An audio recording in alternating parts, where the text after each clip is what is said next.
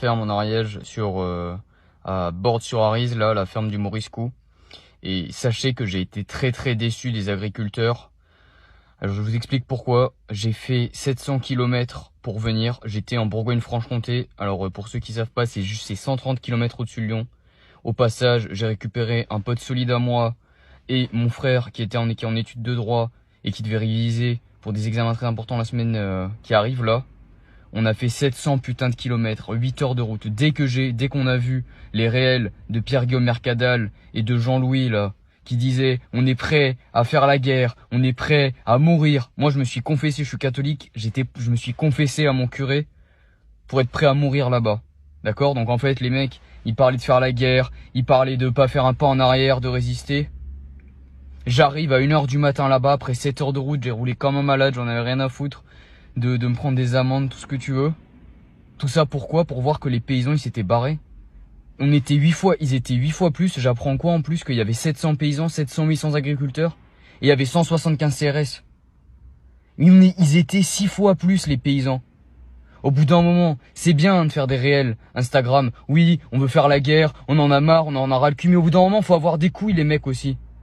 Vous faites déplacer des gens de toute la France. Moi je me suis déplacé, pourquoi en fait? C'était pourquoi?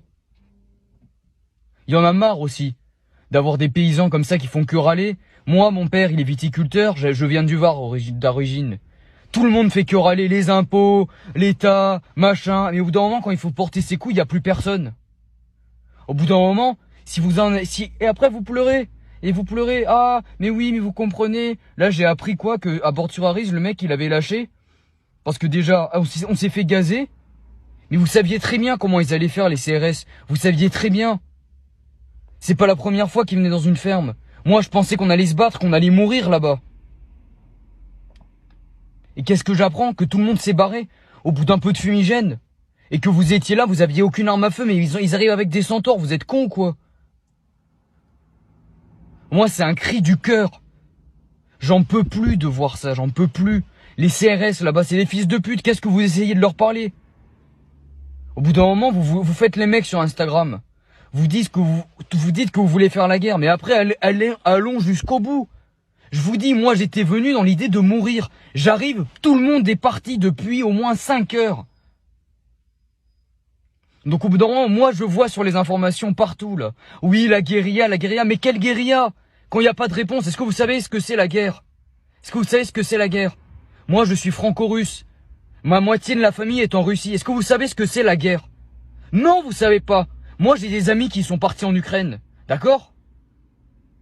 J'ai des amis qui sont dans l'armée. Ils me racontent ce que c'est que la guerre. D'accord? La guerre, c'est quoi? C'est des mitraillettes, c'est des coups de feu, c'est des explosions. C'est pas on crie un peu sur les CRS, et puis ça y est.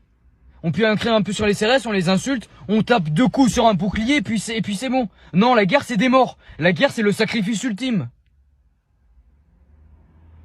Donc moi, j'ai dépensé 300 € pour venir. J'avais des contrats. J'étais dans les vignes, je devais travailler. J'ai sacrifié mon temps pour venir, pour qu'au final, aucun combat. Aucun combat. D'accord, vous êtes mobilisés. D'accord, vous êtes venus. Pour faire quoi? Voilà, pour gueuler 3 slogans à la con. Et puis au final, les laisser buter les vaches. Et qu'est-ce que j'apprends après? Que après tout le monde se suce la bite en disant oui, on a fait le combat, on a fait le combat. Au bout d'un moment, je veux bien que les CRS soient injustes avec vous. Je veux bien que le système soit injuste avec vous, mais vous avez ce que vous méritez. Au bout d'un moment, quand vous laissez tout passer, sans résister, c'est normal. Donc maintenant, débrouillez-vous. Moi, je vous dis, je suis personne, d'accord? Je suis personne. Vous allez sans doute m'insulter à mort. Eh ben, insultez-moi. Insultez-moi, dites-moi tout ce que vous voulez, mais moi, je ne pouvais pas me retenir de m'exprimer sur ça. Voilà, j'avais besoin de dire ce que je pensais des paysans. Voilà, il y en a peut-être qui sont couillus, il y en a peut-être qui sont testos. J'ai entendu, je sais plus où, un gars qui avait fait exploser sa ferme là avec des bouteilles de gaz parce que il y a des CRS qui étaient venus là par rapport à une affaire d'huissier de justice. Bah en fait lui il a des couilles ce mec. Alors je crois qu'après il est mort, il est suicidé, d'accord, mais avant il a fait du dégât. Avant il s'est pas laissé faire, d'accord? Et ben quand, voilà, il y aura autant de paysans comme ça. Parce que moi j'étais prêt à mourir, hein. J'étais prêt à prendre les armes, moi je pensais qu'on allait faire ça. Je pensais qu'on allait faire péter des bouteilles de gaz sur les camions de CRS, je pensais qu'on allait leur tirer dessus quitte à crever, voilà. qui t'a montré que voilà, on est des paysans, on a des couilles et on ira jusqu'au bout. Bah ça n'avait pas été le cas.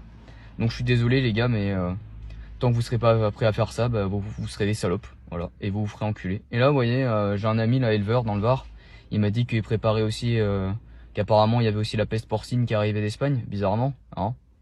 Donc voilà ce qui arrive les mecs, hein. Quand vous faites les salopes à juste gueuler sur les policiers, sans vouloir porter vos couilles, vous avez tous des fusils de chasse, hein. Vous savez quoi faire, hein. Vous avez tous des fusils de chasse, des trucs qui explosent, mais non, vous préférez gueuler. Bah vous savez quoi, bah après vous allez tous mourir, et ce sera mérité. Parce qu'un peuple qui veut pas se défendre, c'est un peuple qui crève, c'est tout.